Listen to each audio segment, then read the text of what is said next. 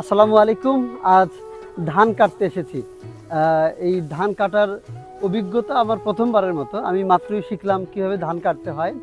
আর ধান চাষের অভিজ্ঞতা প্রথম না, এর আগে ধান চাষ করেছি, তবে নিজে হাতে কখনো করিনি। এই ধান প্রথমবারের মতো আমি নিজে হাতে চাষ করেছি, জমি নিজে হাতে রেডি করেছি।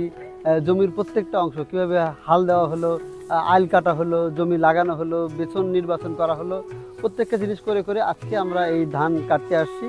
আলহামদুলিল্লাহ ধানের ফলন ভালো হয়েছে। আমার মনে হয় 13, 14 বা 15 মণ করে প্রতি বিঘা প্রতি ধান হবে। আপনারা দোয়া করবেন যেন সেটা হয়।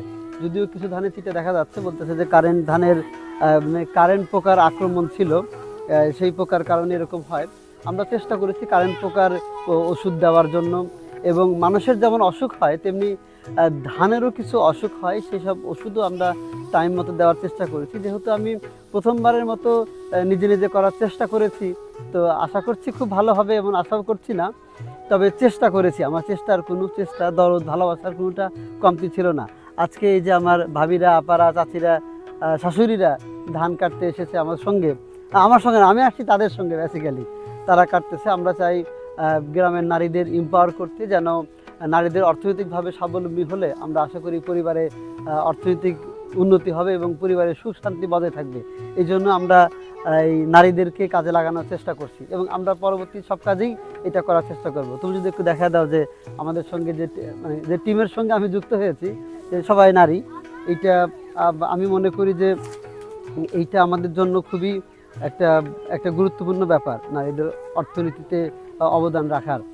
আমি জানি না এই ধান কেমন হবে, জানি না এই ভিডিও কেমন হচ্ছে, তো আপনারা আমার জন্য দোয়া করবেন যে সুখের খামার যে নিরাপদ খাদ্য উৎপাদনের চেষ্টা করছে, এই চেষ্টায় যেন আমরা সফল হই।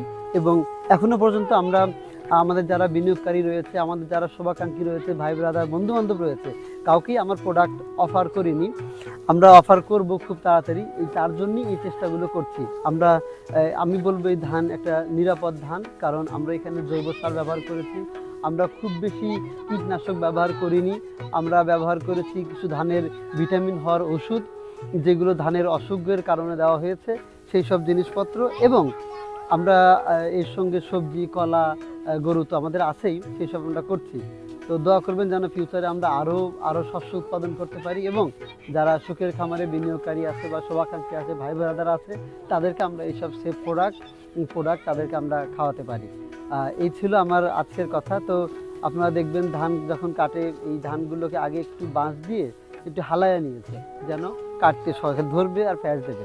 ফ্যাস বলতে কাঁচি দিয়ে কাটবে, খুব সহজে আরামে কাটা যাচ্ছে, কি দ্রুততার সঙ্গে কাটে। আপনারা দেখলে অবাক হবেন। আমার কথা শেষ করে আমি সেগুলো দেখাবো। ইনশাল্লাহ আমার জন্য দোয়া করবেন যেন ফিউচারে আরও ধান সহ আরও বিভিন্ন রকম শস্য আমি আপনাদের জন্য উৎপাদন করতে পারি। Thank you, tata, bye bye, আসসালামু আলাইকুম।